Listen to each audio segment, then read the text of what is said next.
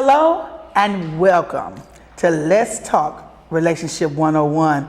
I'm your host, Tina Reed, and I am joined by my co-host, Reverend Douglas King. Hello, everybody. Good to be back with you, Tina and Mother Green. And also joining us for another show because she loves us so is our very own Evangelist Barbara D. Green. Hey, Mother. Hello. Thank you for having me. Today, let me do our formal introduction. Family, you know we're just real people having real conversations about real relationships. So with that being said, lady and gentlemen, today we're going to talk about friendships. Okay? We're going to talk about friendships and the relating or the relationships between the two. T.D. Jakes did a teaching on the three columns or the three type of people that are in your life. And he said that when you're building a team, these are the people that, you got to have these people on your team. Right. He said that one of them was a confidant, then the other one is a constituent, and then there are comrades. Now, he said that the confidant is just what it says. It's a confidant, someone that's close to you, someone that knows you, the real you. You don't have to put on any facade. Right. You'll ride or die. Right. That person is the one that can tell you when you jacked up and when you fixed up. Okay, then you have your constituent. Now, your constituent mimics your confidant, but the difference between the two is the motive. Now, your constituent is the person that will be for you, will walk beside you. In fact, he likened constituents to the staffing that are on the outside of a building when it's being built. He said they're there as long as you're going up, they're there as long as you're doing this, but then when it's time to move on, they move on. Right. And then he said there are the comrades. The Right. comrades are the people who don't like you, but they really don't like who you don't like. Right. So what they do, they join teams with you to fight against the same enemy. But the problem, he said, a lot of people make the mistake of making your comrades your confidants. So when you do that, the information that you've given them, they're going to use against you once the fight is over. Right. Absolutely. Okay.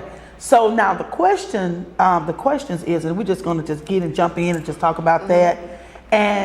But one thing that he said that your confidant and your constituent and your comrades are always going to be the people coming in and out your door. And when you show, and the way that you show growth is that when you can accept those people having their season with you, doing what they need to do, fight the fight. Y'all clap, good job, and then they're gone. But your confidant is the persons that are there. And he also said something very important. He said, if you get three in a lifetime, you blessed. Only three. Only three. Okay. Only three. So now here's my crazy self thinking that I had about 5 or 6. And then when I saw that, I said, well, some of y'all I'm about to get rid of. Right. Absolutely. I said, your circle small. Yeah. I said, some of y'all I'm about to get rid of. Right. And so what do you guys think about that? Those definitions of those type of people. What do you think? Well, I believe that people are seasonal. You got to recognize what season you're in, what season they're in. And there are some people that do come with you on ground level. Everybody that may start with you in life may not necessarily go with you the entire journey. And then there are those constituents, they may be in and out of your life. I believe I also heard that same video that T.D. Jakes did, but he also said too that, we need to be able to discern what we share and how much we share. When somebody comes in your life, the question is always asked, what is their motive? Is this person a person that desires purpose? Is this a person that desires goals? Especially we talk about relationships, you know, because if you're going to build relationships, are we going in the same ship? You know, I believe the Bible says a house divided will not stand, and it says, how can two walk together except they be in agreement? And so sometimes people in your life, they're not agreeing to go where you want to go, and so, but they may be good people. Right. You don't dismiss them. They may be good people, but they don't want to go where you want to go. And then your confidant, they're just going to tell you the straight truth. I mean, they're not there just for when you're on your high. They're there for you on your low. Absolutely. And they will challenge you, and they will tell you the real. You know, they'll tell you the real. This is what you need to do, or you need to pull back on this. And so I believe that we need to be able to discern the people that's in our lives and realize that some people are seasonal. That's right. That's right. I totally agree with Pastor King here, because speaking from a personal standpoint, here recently, I've had some constituents that was on my team. They were with me. They were not confidants, and I knew that. So one thing about friendship is you have to know who to share what with. Yes. Because you can't share with everyone on the same level. Right. And I say that to different people. You cannot share, I cannot share certain information with you, Reverend King, that I will share with Mrs. Reed, because you may not be able to handle what I share with her. Right. And personally, here recently, I had someone who was on my ministry team. And the Lord revealed to me last year that I needed to get them off of my team. And so I just began to pull back. You don't mistreat people because you realize that they are no longer a confidant. You find a way to pull back. Right. And allow yourself to continue to pray for that person, number one, especially when you know motives, which you mentioned. Motives are not genuine and pure. Right. So I personally had to pull back. And so sometimes I say all the time, you have to keep your circle small. You got to. You do. So keeping your circle small, I think is very vital to you as a person. Right. Because how can people get information on you unless you tell them? That's right. You know, that confidant has to be like, let's say in the terms of relationships, where your confidant, how do you, or do you listen to your confidant? Is that confidant supposed to be the person that tells you, like say about your husband, about your wife, or they can say some things about your partner and stuff? Should that person be that okay with you to engage in that? Or would your confidant know what to say anyway? They know what to say, what not to say. I think a confidant, even though this is the person that you can confide in, sometimes you just need someone to share with. But you don't always expect an answer. Because you mentioned husband. I don't think a person have the right to tell you, give you any information concerning your relationship with your husband. I think sometimes we as people just need someone to pour out to, just someone to share this with, knowing that it's going to be kept in confidence. Okay. We'll be right back. Hey guys, we're back. Again, this is Let's Talk Relationship 101. Now, we're talking about friendships and the 3 levels of friendships that we heard that was taught by, and we always want to give credit where credit is due, where we heard this from the teaching of Pastor Bishop T.D. Jakes. And he talked about the different team or the different types of people that's supposed to be in your life and that you need them. He said that you need these people on your team. We talked about confidants, and we talked about constituents, and then we talked about comrades. So we're just talking about the difference in between. But we left off with, I wanted to ask you guys a question about marriage and the importance or the intertwining of confidants, because those should be the only people that even you should speak about your relationship with, I feel now.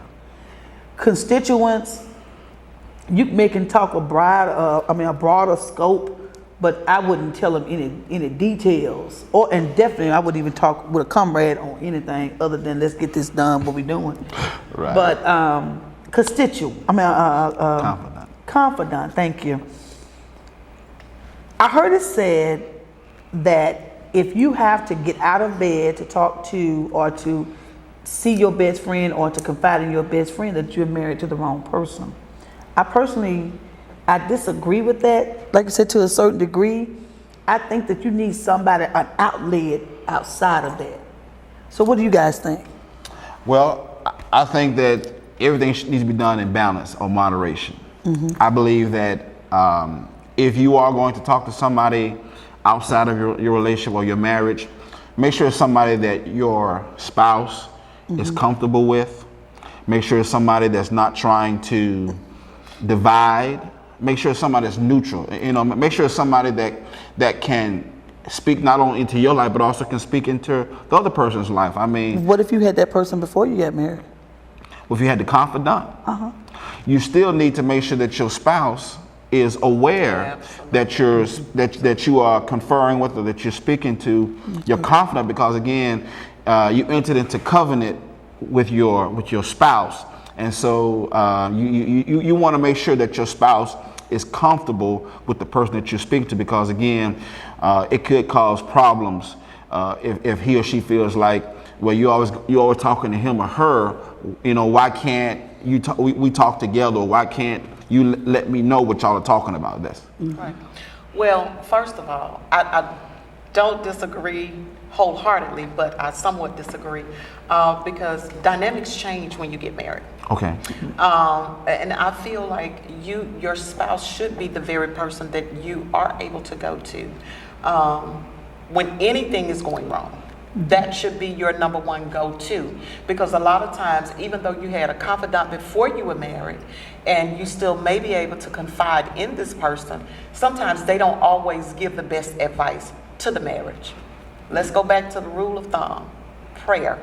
When you are married, prayer is the essential key that will keep that marriage together. And I realize that sometimes you need someone to talk to, but I think there are limitations as to what you should say to people, especially concerning your marriage. When I got ready to get a divorce, I never shared with anyone that I was getting a divorce. I say to people all the time, you cannot hear in a crowded room when everybody's talking. Sometimes people are giving you so many different advice to where you don't even know what to take. Right. So I just decided to walk away. I didn't share it with anyone. When it was out, it was just out. They're getting a divorce because I didn't need the opinions of other people to help me make up my decision. Okay. And I could see that, and I could totally understand that. So, and that's great. So now, family, you see there's 3 different types of views on that. So, and that's awesome. But we agreed to disagree. Oh, yeah, no, Right. We're not fighting about this. Oh, We're no. definitely not fighting. Uh-uh. But I just believe in, so many times that we can share with wrong people. And I don't care how long a person has been in your life. Sometimes you can give them some information, and sometimes it just becomes too hot for even them to hold the very person that you thought you could confide in. True. I've experienced that. That's right. On a personal level, there was a friend of mine that I thought we were friends, and we had been friends for like 20-something years. And when I shared with her that I was going to leave my husband, she went to my husband. She invited my husband to her job for lunch. And my husband came home and he said to me, that woman is not your friend. And I defended her because we had been friends for so long and never heard anything that we had discussed. Right. But to come from my husband, Right. I knew then that all trust had been broken. Right. So not only did she invite him to her job for lunch, but she invited him out. Okay. And so that's the reason I feel like people that you confide in, there's limitations that, Right. you should only share so much. Well, I'm glad you said that, Mother, because it led us into what I was about to lead into, and that was I was about to say, it's safe to say that constituents and comrades are certain type of snakes, but I see now, look like some confidants could be some snakes. I mean, at the end of the day, you know, you got to be careful who you talk to now. I mean, Trust no man. Right. I mean, yeah, right. Even the Bible says, trust no man but God. And so, even if you do have a confidant or constituent, or they still can, as Mother Green said, can turn out to be not truthful, not honest, and have an alternative motive. Right? They can be jealous. Right. They can have all kind of reasons why. So when people come in your world, come in your space, they need to be proven, and even then you got to be careful about, as she said, what you share and how much you share, because they could use it as ammunition against you. Well, being who you guys are, you are a preacher, evangelist, both in the ministry. You guys have to make sure that you watch out for who you unfold yourself in front of, because everybody can't handle knowing certain things about evangelists and preaching, pastor. Some things I don't want to know. But I've always been so blessed to where I can look past. I know that people are people. People are human. You're going to make a mistake. Right. Get back up, dust yourself off, get back in line. Or you may have a weak moment into where, and I've always just been so blessed to where I was always around that, and I could be trusted with that and still go and hear you preach, and never thought nothing about it. That was just a weak moment you had. Right. And I prayed and started interceding. So how difficult, and very briefly, how difficult do you think it is, and how important it is for especially those of us who are in ministry? I think it's very important that you maintain who you are. And, truthfully, we need our enemies around, even as preachers. I think we need our enemies because they help keep us on our knees in prayer. They help keep us grounded and rooted. And at the same time, we know where to go. We know how to watch our steps because we know they are out there watching. They're looking for something to find on the preacher. Right. So my circle is extremely small. Right. When I say extremely small, usually when I travel with my family. I travel with my family. Right. My team, when I'm out on the road, when I'm doing ministry, my team is with me. But at the same time, when I am here in the city, you might have to find me, put an APB out. Because you're with family. Because I'm just a loner like that. Because I know people are out there searching. Right. We'll be right back. We're going to take a short break. Hey guys, we're back. So we were talking about ministry and friendships and relationships and the importance. And Mother, you were saying that your closest circle consists of your family, even though you have a team from which you love very much, because I'm a part of the team. Yeah, I can she's say a that. part of the team. But still, even then, you still need to move away from them, because even Jesus had an inner circle. Right. He had 12 disciples, but when it was time for him to get intimate and you saw the crying and the sweating and the blood, dropped from him as blood and all of that, only 3 were there to witness that, even though they fell asleep, but still, but they were there, to witness it. It was and everything. So the importance of having a closed circle. I wonder why it's got to be. Well, I know that you don't supposed to let everybody know about you, who you are, because they can't handle that. But the ideal of it, that it has to be a circle. Now, do they need to be able to connect as well?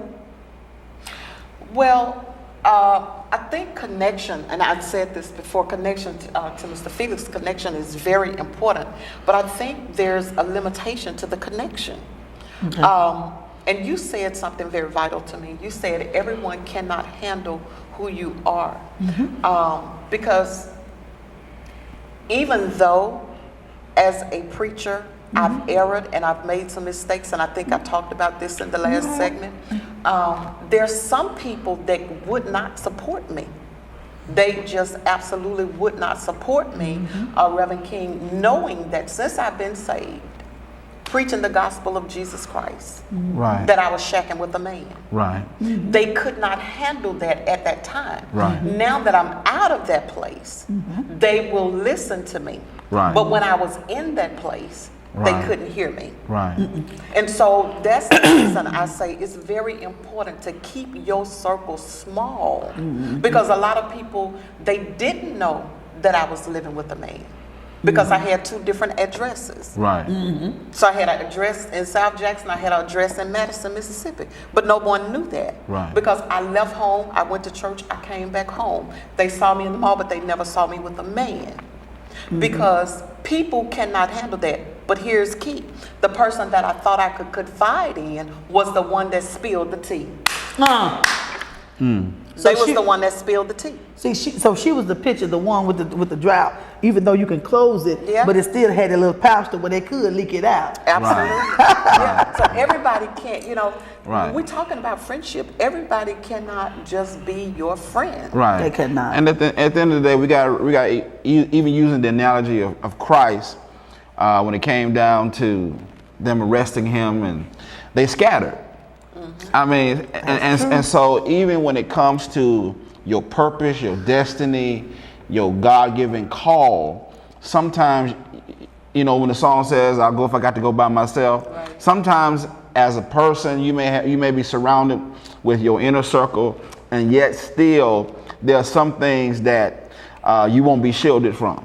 Right. If it's your calling, if That's it's your right. purpose, That's it's your right. destiny. And so I say this all the time. I believe it's already been said. We're to love people, but we're to realize that people are faulty, and they will disappoint you. They will let you down. And so I believe Jesus, he expected, because he asked the question, or he said, well, one of y'all gonna betray me. And so he knew that his betrayer was in his circle. And so you need to know your people. You need to know who you're around. You need to know your friendship, know who's in your life. Because again, sometimes it's not the people on the outside that does the most damage to it. It's those people, that come to you and kiss you on the cheek and say, Hallelujah. this the one right here. That's the reason. That's exactly the reason I said it's the ones that's close to you, because they can't get that information. Right. They're jealous. Unless you share it with, and absolutely, jealousy plays such a major part in our lives. That's why we really need to be delivered from the spirit of jealousy. Right. Because we all serve the same God. Right. The same God that do it for you, he'll do it for me. Right. So why be jealous? Why be envious? We're talking about friends, people that you should be able to trust and love. Right. But we still have to love them regardless of what they do. We do. regardless We do. regardless of how they are. We got to love them through their saltiness and through their sourness, and also through the sweet. We have to love them. That has been something that loving people has been so hurtful to me, because I love so hard. And I give you all I got. I mean, because I want to see you win. I love for people to win. Right. I believe that if they win and if they get to where they need to be, they will have a better life. Less mess for them. Less, trying Right. to do mess or participate in mess. Right. If they win. Well, It was said that your confidant is a person that will be with you even in your dirtiest mess, right. but won't judge you. Right. So oftentimes we find people that we confide in, and that was Pastor Marty that said that. So oftentimes we find people that we confide in, but when we dirty, that's when they start judging. Well, if you had not done, if you had not said, Right. They find fault in things that you do. Right. And go ahead. And then, just saying this, you can't take everybody with you. You can lead a horse to the water. That's good. Jesus. You can't lead people where they don't want to go. That's right. If Moses, 40 years, he's leading the people of Israel. but they still got that wilderness mentality. They still got that Egyptian mentality. That's right. And if you know the story, that generation, they died. Right. With the Egyptian mentality. Because Right. you can't lead people. You can say, well, come with me, and even though you may lead them there, they won't stay because maybe their character, or maybe because they have some afraid. issues, or they may be fear. So you can lead them to the water, But you can't make them drink. Cannot make them drink. I think that's, and that was a lot of problems that I had with some of the friends that I did, because, I always told my husband, if a meek, quiet wife is what you desired, I don't know how in the world you married me, because that's not me. Although I do understand when it's time to be quiet. I know people don't think that, but I do. I understand that, and I'm always watching when people think I'm not.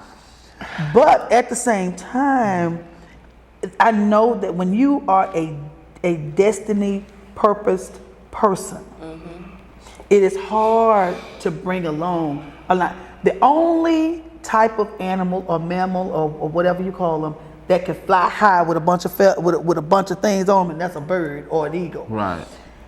Humans can't do it. We can't have a bunch of baggage. So what do you liken yourself as more as a friend? Or what type of, let me ask this question like this. What type of animal would you consider yourself to be? Now, I'm an eagle, I already know that. I would consider myself to be a lion, king of the beast. And they run by this. And using your analogy, you got to distinguish who you are and what your role is, because again, God created us for greatness. He created us to do great things. And so he does not want us to have that old mindset. And so the reason why a lot of times we struggle in relationship, because we have old mindsets. And so we need to bring a new mindset so that we can become what God called us to be. I think that's the term that in our last segment, in our last show, we have to wake our successful self up. Right. That's what we have to do. Right. So what type of animal, briefly, because we got a few seconds. I consider myself to be an eagle. I soar high. Fly high, mother. Fly high. Fly, mother. I soar. Fly, mother. With that being said, family, that brings us to the end of this show. And again, we thank Mother for coming with us. And she'll be back. She'll be back. And remember, you have to know who you are and always be safe in all types of relationships. And once you understand who you are, then you can understand the people around you. Because one thing about it, I have learned, what you receive, what type of energy you put out. And thanks again. One love. We'll see y'all later. Bye-bye. Have a good day.